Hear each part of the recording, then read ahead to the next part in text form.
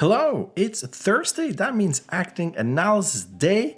It's actually evening and it's hot. It's hot in my office. The summer is hot.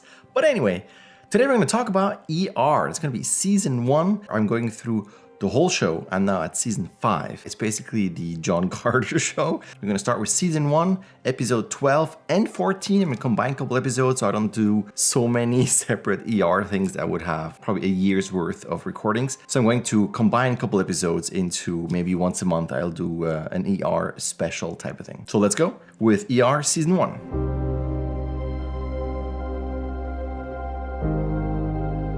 So as always, with longer sequences, I have a link in the description if you want to watch the whole thing with sound and all that good stuff. So I'm going to go straight into the part that I like. And in case you are not watching the whole thing, I'm going to scrub through it. Basically, they are performing a very complicated surgery and he is just starting out and he's waiting to kind of participate.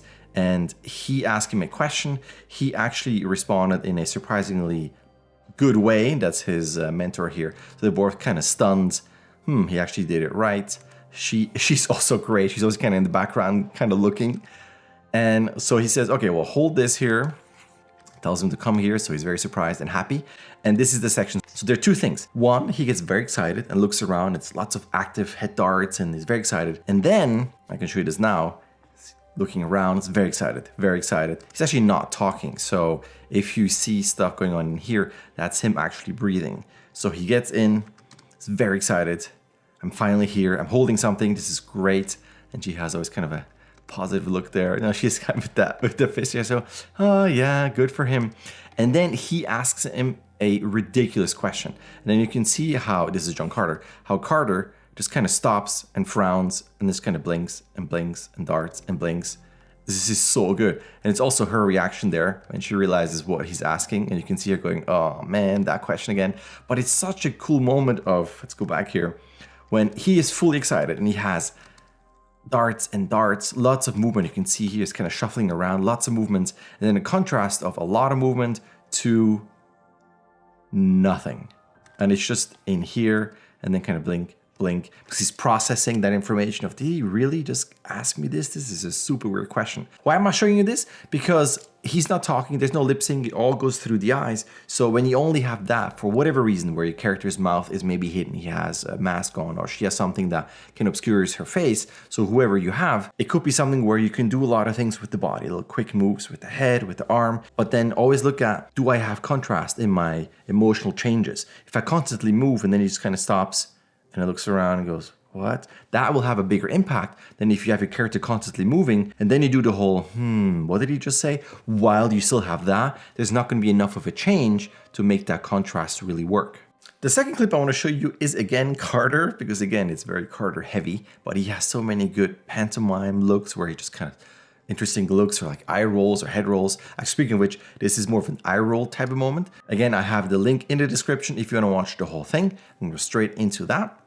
And in case you don't watch it, I'm going to kind of narrate through the whole thing just quickly. So she made a discovery with the diagnosis, which was a good one, but he is presenting the findings. And that's again, Benton here, Dr. Benton, his mentor here, his trainer. So Carter explains, and he's very happy about the findings. And then he asks him, okay, so how did you get to this idea? And he says, well, actually it was her idea. And it's kind of cute how you have her reaction there, because he says, well, next time when you have your apprentice or whoever that finds something, have him or her present it. So in this case, he says, well, have her present it. And you can see her reaction there, how she's happy about that. But then he actually goes, okay, now you continue. And it's kind of cute too, how she has that moment of, wait, me? Oh, okay. It's without dialogue. It's just through the looks and darts. They'll pause there. Blinks and eye darts, and also looking at him, how he's very disappointed about that. He's a good sport in the show, but you can see how, and I love this here too, how like, wait a minute, this goes over here and how he looks at it.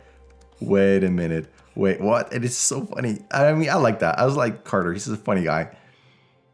And that little small look here, look at him, he goes, wait, looks at the patient. Oh, okay, I guess I'm going to step back. And then she starts with her assessment and everything she did. And then as she goes and explains certain things, what I love is his reaction. So watch him as he hears, this cracks me up.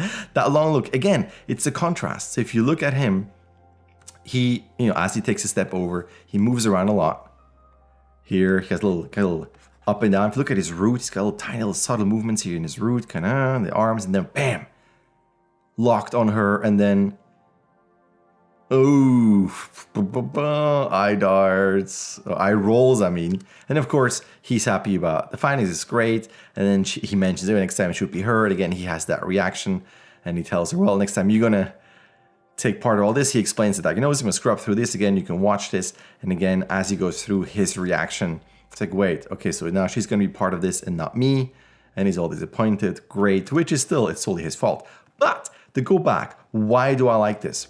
So let's pretend you have two characters. And again, they don't have to have both dialogues. Maybe one person has lip sync and the other person in the back doesn't, like Carter in this case. So if you look at him, you can do a lot of things where the focus is actually not on the person doing the lip sync, it's actually the person in the back. So to me, when you have something like this, where you have this very, very quick move, because she's kind of always in the same visual space. Let's see if we screw up here, right? It's pretty much the same. So when you have someone that occupies the space and it's not really moving a lot, and then you have a sudden head turn by him, the eye of the audience is going to go to him, and then the focus is going to be on him. And then you can really play up exaggerated performances or whatever in your case you want to do. But there's just some fun stuff you can do with the pantomime where he has kind of, again, what you want to do, it could be what or scare, whatever it is. But I think this is a cool moment of adding a second character. And again, it's obviously additional work, but it could be a cool dynamic of you do the lip sync and it's the foreground character, but the focus is actually on the person in the back. And then you can do a lot of reaction of the character in the back to what the character says in the front, or maybe there's a third person off screen that says something to the foreground person. It's very complicated, but I think it's really neat to get that two character dynamic in there and then see what you can do where the character that is not talking is the focus of the shot. Because a lot of times when you do lip sync or in your assignments, the lip sync, you go, well, I have to animate the person narrating, doing the lip sync, the monologue, whatever it is, but you don't really. You can actually have the character behind it. Or like I said in the previous clip, where maybe there's audio where the character is just listening to it. Audio is off screen. Off screen, the character performing the lines is off screen, and your character you're animating is just listening to the audio. So this was in my previous audio, how do you choose good audio? But again, as I said back then, it's risky because not everybody has the audio on when watching a demo reel. So I wouldn't fully recommend it, like I said in that previous clip, but it could be something you can think about. The third clip I want to show you is actually not Carter related, and it's more of a reveal. So whatever the character has hidden, you'll see that, or if you watch the separate link for the whole sequence, it's something where you can have a dynamic between multiple characters, and a specific head turn, like in this case, has a certain reveal. So instead of talking about it, let me show you.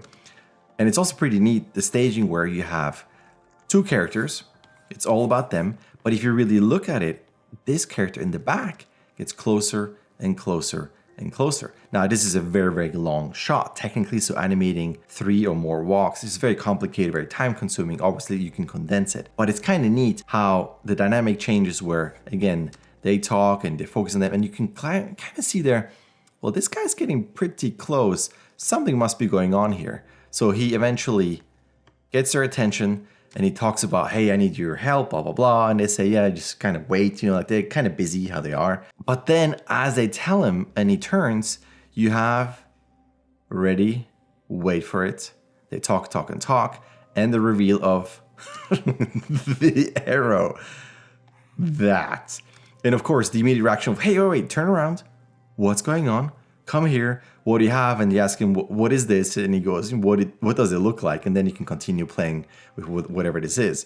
So what I like about this, again, is a cool staging of two characters. Someone shows up, and I think technically what you could do is they could also just stand and they could talk. Maybe the character, maybe there's a door here, so you don't have to see too much. And the character comes in, turns around, maybe there's something here that kind of obscures what's in the back of his head, or maybe just kind of comes in, imagine they're way behind this character and this kind of starts to appear. But again, it could be something where they're more stationary, there's not as much to animate, like if you don't have to do a full walk, and then suddenly that character comes in, And then you can do whatever it is. So, hey, I need some help, or whatever it is, whatever line you have. This could be pantomime, they could be busy, or they're watching something and they go to him, shh, don't say anything. So this, you don't have to have lip sync and dialogue, could just be all pantomime and quiet. But then again, this could be, it's just an interesting idea how you have that reveal where it could be anything. This could be something else attached. It could be a creature.